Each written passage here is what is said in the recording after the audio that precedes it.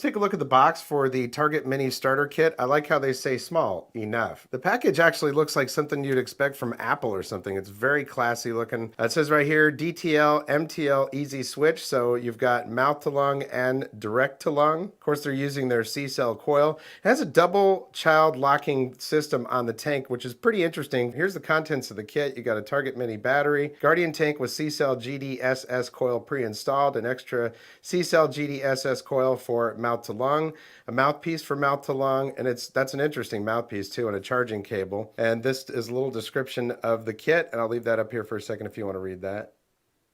You can pause it if you need to. They got a little pull tab over here, and you just pull that right out, and the whole little cube comes out, leaves this little shell here, and then this opens up. You know what this reminds me of? When I was a kid at Christmas time, we get those Lifesaver books, and you'd open it up, and there'd be Lifesavers in there. All right, just a little digression there. A little box over here says C-cell inside. And indeed, inside this little box, you've got actually a nice charging cable. This is a really nice cable here. I mean, it's got the little spring-loaded thing right there to make it so it doesn't get broken, which I wish Apple would do with theirs, and kind of a braided cable here. And then we've got this extra coil in here, and this coil would be your mouth to lung coil, which is not my preference, so this isn't the one that I'm going to be using, but it has smaller holes, and it is 1.4 ohms, and it's rated at 8 to 13.5 watts. So if you're into mouth to lung, this is a good deal for you. You can see that the hole inside there is really, really small. And you can see the ceramic down inside there as well. And then this side just opens up, and you've got some stuff in here. Little information about the coil itself, delivering original flavor of e-liquid, no spitting, no dry hit, longer life cycle, and highly compatible. And this is how the thing is constructed. See, they've got a porous ceramic core inside there. They've got organic cotton between the core and the metal. And then your heating coil, the wire, is embedded on the inside of that porous ceramic. So that's how they're made. Got a little warning card in here giving you some warnings about how to use this and how not to. A warranty card, which is always nice. And then the manual, I'm pretty sure that this is not how the manual is going to be in the one that you're going to get when you buy it from a store. You know, they were kind of getting their production done and had to send this thing out, and they just sent it as a little foldable piece of paper with all the different languages. These are different languages, and of course this right here is English. And you can see how tiny that is. I have to, you have to wear some reading glasses or really get up close to see this thing. I'm going to leave this up here for a second so you can see all the specifications. You can pause that if you need to. We're going to go over the Guardian tank first because I want to fill it up and let it soak. You'll see this extra drip tip that's in here. This is for mouth to lung. You can see that they are definitely different drip tips. This is for direct lung hit, and this is mouth to lung. And when you take this drip tip out of there, it's just a basic standard drip tip, right? Well, this drip tip, because it's mouth to lung, is narrower all the way. And that actually, this post goes down inside there to make it a tighter draw altogether. And it looks like a standard kind of, cigarette type tip. Oh, but basically, if you wanted to do mouth to lung, you'd put the other coil in here, you'd drop that in there, and you'd be good to go. Pull that out of here and put this one back in. And for the airflow, that's all the way open. And then if you turn this, and of course it's got two of them, if you turn it, you've got one hole, a smaller hole, and that's it. Yeah, so there's a tiny hole, a bigger hole, and then all the way open. Now, when I first got this, instead of reading the manual, I was like, oh yeah, I was sitting here trying to twist this thing off. I was like, what the hell? I knew that it was, child-proof or child-resistant, but I could not get this thing off, and I was like, all right, I'm gonna read the manual, which I don't know what I did with that. I misplaced it. But to get this off, you actually twist this the opposite direction that you would think. And you can't take this part off until you take this off. So it's a two-part deal. So you take this off the opposite direction, pull that out, and then you can twist this thing off. See, so that's how that works. And those are your fill holes right there. You just fill it there. It is one of those drop-in coil type things, so you could just pull this out of here and pour it in there if you wanted to. I mean, it's just going to drop it right in there. You'll notice that there is a little notch in this coil right here at the top, and there's a tab right there. Well, that's how it lines up, just like that. And then this threads back on. So I'm going to go ahead and fill this thing so it has time to soak. I'm just going to take this coil and I'm going to put a couple drops on the e-liquid holes there, just like that. And I'm going to fill up the tank. I mean, you could use those fill holes on the side, but I mean, I'm just going to go ahead and drop it in there. It makes it pretty easy. But if you don't want to take your coil out or you're refilling it or something like that, and actually now that I think about it, it'd be a good idea to leave that in there because you want to make sure you're not putting too much in there for the displacement of putting your coil in. And it is a good thing I just checked that because when I put the coil in there, it is right at the top. Then we're going to put this top part back on here. Tighten it up real good. I'm going to turn that airflow back all the way open. And then we'll take this piece and we'll put this back on here. Now, of course, since you had to turn it the opposite direction that you normally would to take it off, you're going to have to do the same thing to put it back on, counterclockwise. All right, so that tank is ready to go. Okay, let's take a look at the Target Mini. And before we actually go through the functions and stuff of it, let's do a little comparison. The other two mini mods that I have around here right now. So this is the Nugget, and this is the Mini Volt, and that is the Target Mini. So let's take a look at the Mini Volt next to it. Target Mini is actually a little bit more mini.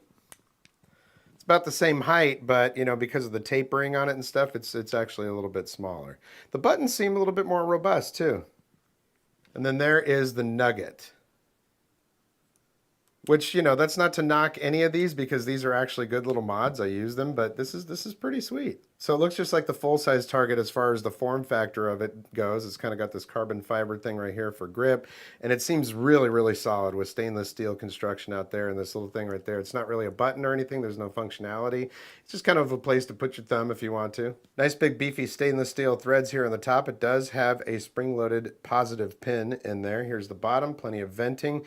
The one thing that I don't love about it is that your charging port is on the bottom, that USB right there. That's not great. Now, I thought I had seen somewhere that the firmware was updatable on this, but I just looked at their website before I started this video, and I don't see anything on there about that. But they do have a very reliable chip that they use. They create their own chip. They don't farm it out to other companies like some companies do. Let's take a look at the rest of the outside. It has Vaporesso printed into that right there, kind of impressed into it.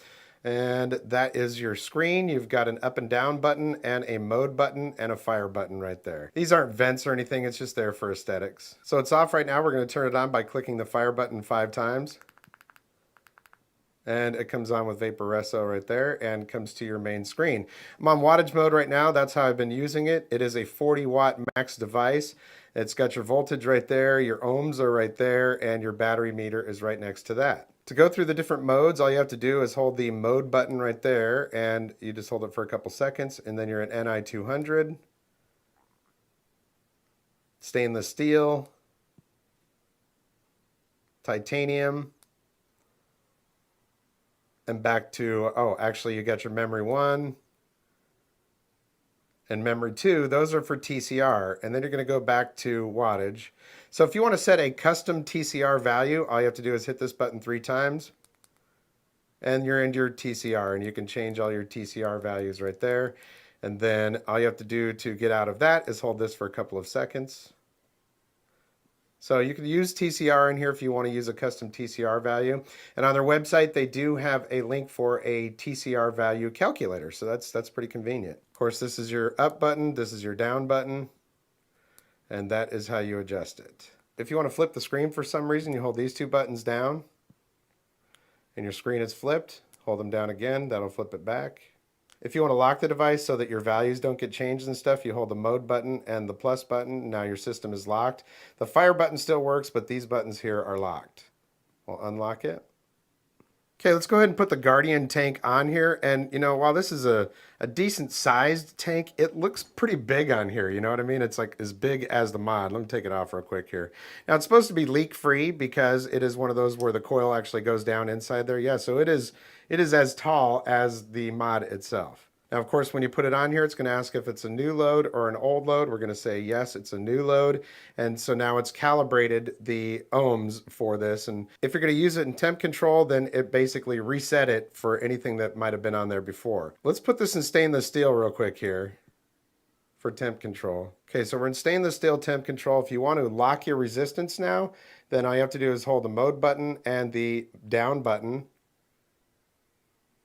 And now you got a little lock icon there next to your ohms. So your ohms, your resistance is now locked. I got this set at 420 degrees Fahrenheit. Now, when you're using temp control, you will not be able to adjust your wattage. It basically is going to supply the wattage needed to get to that temperature. And that's just how some mods work. You know, you're just not going to do that. So basically, you'll just hit the fire button and it's going to do what it's got to do. It went straight to 40 watts there. So, you know, it's going to do that and then probably bring it back. So I'm going to take a few puffs off camera and get this thing ready to go. We'll be back and we'll take it for a vape. So yeah, Vaporesso, they make really good, solid products, and everything that I've gotten from them so far has functioned flawlessly for me anyways. And the Target Mini is no different. I've been using it for a couple of weeks with different tanks. It works great. And off camera here before we came back, I did take a bunch of vapes off of this, and I was kind of weary because it is that kind of drop-in coil type thing.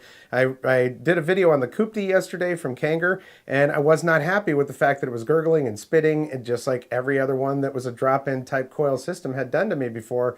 Now, I will tell you that that one did calm down after I'd been using it for a while, so maybe there's just a little break-in period on that one. It seems to be working fine now, but this one, I haven't had one problem with it yet, and I've been vaping on it for about 10 or 15 minutes. It's not a long time, but we'll see over time. But it didn't start off by being sucky, which for me is a big, big plus. So I've got Frisco Vapor in here. This is Powell, and it's a Fruit Loops Rice Krispie treat. All right, so let's go ahead and get a vape off of this thing. And I'm just going to tell you, it's already working really good, and it tastes great.